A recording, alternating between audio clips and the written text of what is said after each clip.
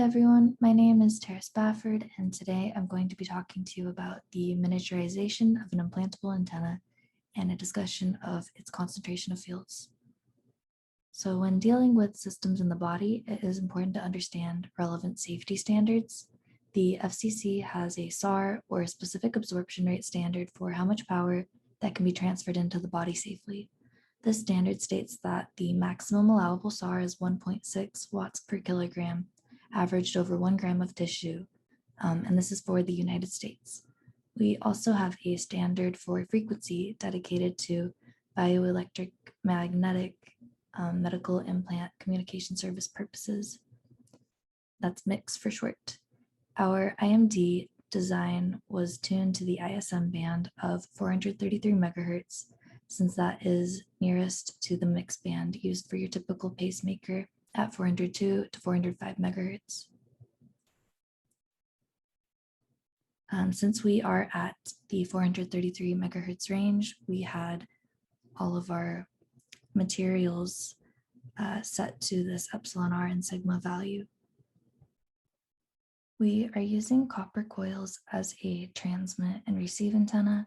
They are placed on a square of FR4 and housed in a polyamide casing. Then we will start with the layered model of the body. The IMD will reside 20 to 30 millimeters in the muscle tissue, and we will analyze the addition of a biopolymer line or rod to the system. This rod is going to be biocompatible and have a high conductivity on the order of 10 to the 4th to 10 to the 7th Siemens per meter. But for our simulation purposes, it is modeled using the conductivity of copper. A two-coil system for wireless power transfer was designed for one of these implantable medical devices. This design uses inductive coupling and was simulated in CST. We can see the inner and outer radius, the diameter, the slit width, dimensions, as well as the size of the FR4 and its plastic casing.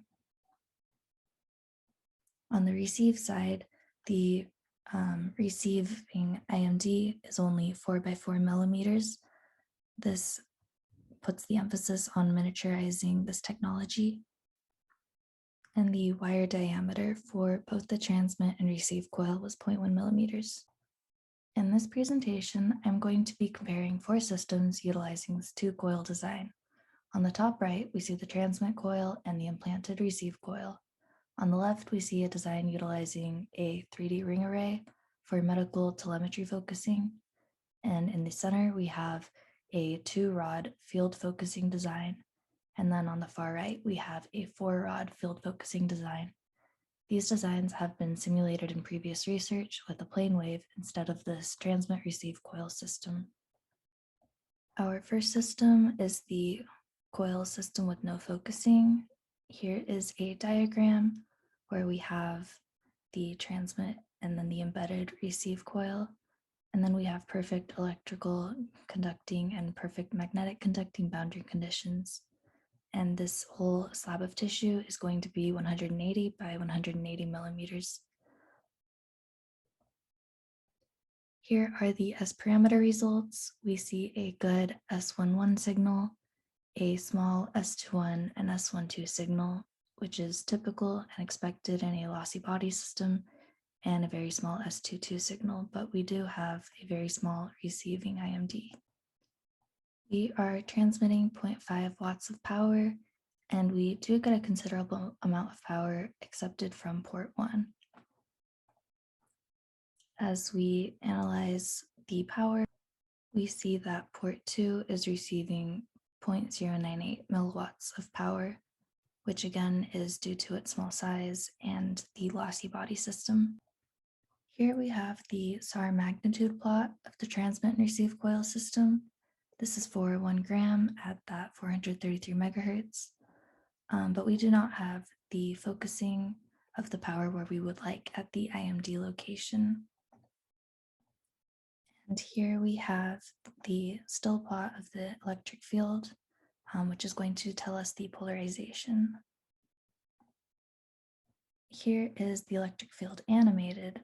We do like to see the fields hitting our IMD location, which it is, but again, we would like to improve this design. Our next next system simulated is the coil system with 3 focusing rings. Previous research has optimized ring radii and ring locations or depth in the muscle tissue. We can use these rings for circular polarization applications, such as our transmit and receive coil. So here is our system diagram. As we have our focusing coil radius and depth parameters in that table on the bottom right, and then we have the focusing coils that are going to be 0.5 millimeters thick. This system can help us harvest more energy into the IMD. Here are the S parameter results.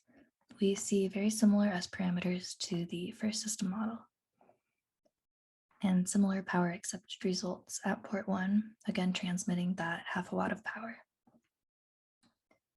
We see 0.048 milliwatts of power that we can use at the IMD in our lossy body system. And here is a nice GIF showing the funneling effect that the coils are going to have on the electric field. Thirdly is our transmit-receive coil system with 2 focusing field rods.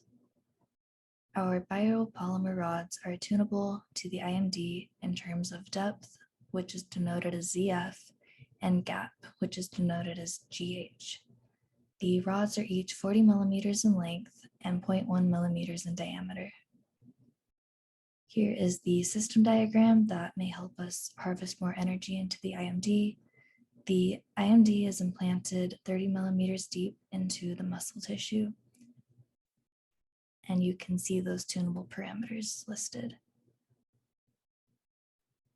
Here are the S parameter results, again, very similar to our first few cases of the system models.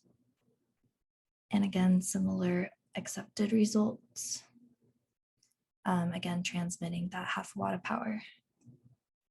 We see a very small receive power signal at our IMD port 2, but our SAR plots are looking more promising. This is the most promising of our cases thus far, since the SAR plots are highest at the IMD location.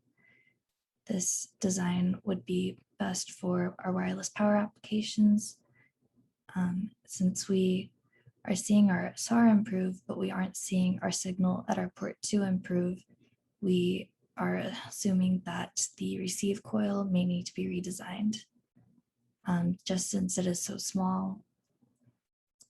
But again, we could improve this design using a matching network, which I will get to later in this presentation. Here's a still plot of the electric fields, and here is an animated field with the rods guiding power to the IMD. Finally, we have our 4-rod focusing system. Here is the system diagram, very similar to the last case, but these 2 rods are an addition. And this is what it would look like from a top view.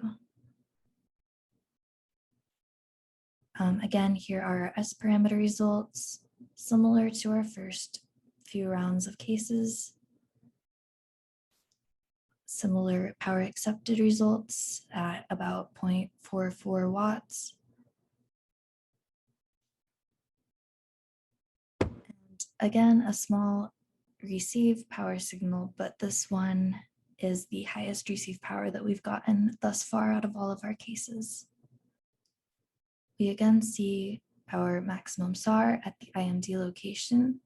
Here we have 3.98 watts per kilogram versus our 2-rod case where we had 3.92 watts per kilogram. So we have a slight improvement from adding 2 more rods. Here is the still plot of the electric field and our electric field animated, where you can see all 4 focusing rods are guiding the electric field to the IMD location. This whole system design can be improved by adding a matching network to both the port 1, which is our transmit, and port 2, which is our receive. Here we have the initial unmatched S parameters from the coil system that we would like to improve. Ideally, we would like to have a broadband match from 430 to 436 megahertz. We can export our linear S parameter data and its corresponding phase data from CST and create a .s2p file that we can import into ADS software. A cascaded L-match network has been designed, and everything to the left of port 1 would be components added to the transmit coil on the surface of the skin, and everything to the right of port 2 would go on our output match on the IMD. We are matching these conjugate impedances to your standard 50 ohm load. Utilizing that output network on the S parameter data, we can see a great improvement in our signals. We see the matching network has improved the resonance of the S11 at our desired frequency of 433 megahertz. The S11 has improved its resonance from negative 9.6 dB to negative 21.5 dB. The S21, or the signal at the IMD receive port, is now stronger with the matching, and it has an improvement from negative 76 dB to negative 64 dB. And the S22 is still small, so it may be hard to transmit from the IMD to the coil on the skin inside the lossy muscle tissue, but the signal has still improved nonetheless from negative 0.016 dB to negative 0.142 dB. A two-coil system has been proposed for power transmission in the body for a miniature IMD, but the system analysis and design doesn't stop here. We are excited, anticipating future work to see how we could better pick up these focusing fields. Next steps would of course include fabrication of this design. These coils would likely be tested using a copper coil. Upon fabrication, the ratio of outer to inner coils N should be increased for both coils to improve the S21 and power transfer in a linear fashion based on the number of turns. In conclusion, we have explored 3 different focusing field techniques. We see SAR improvements from all 3 focusing cases compared to the initial no focusing case, but the 2-rod system seems to be the most effective since the 4-rod system only offers a small amount of improvement in the SAR in comparison. However, the 4-rod system did give us the largest receive power available at the IMD. So future revisions of our receive coil would need to be evaluated to determine which rod field focusing system would be the best. We do see the maximum SAR exceeding the FCC limits, so the power transmitted, which was that 0.5 watt amount of power, would need to be reduced for compliance. We have other members of our implantable medical device team evaluating a coax that could implant and solidify a biopolymer material, which is what these rods are made out of once again, into the body so that this field focusing simulation can become a reality. The constructive coupling between the embedded biopolymer conductors focus energy at the tips. So now we must evaluate other miniaturized antenna designs, such as this cross dipole design shown on the right. We have seen previous research, and our research here validates the successful augmentation of the electric fields around the IMD. This work and our exploration and the concentration of fields will lead to an improved full system design. If you have any questions, please go ahead and reach out to me, and please go ahead and check out the Electromagnetics Research Lab. Thank you so much for your time.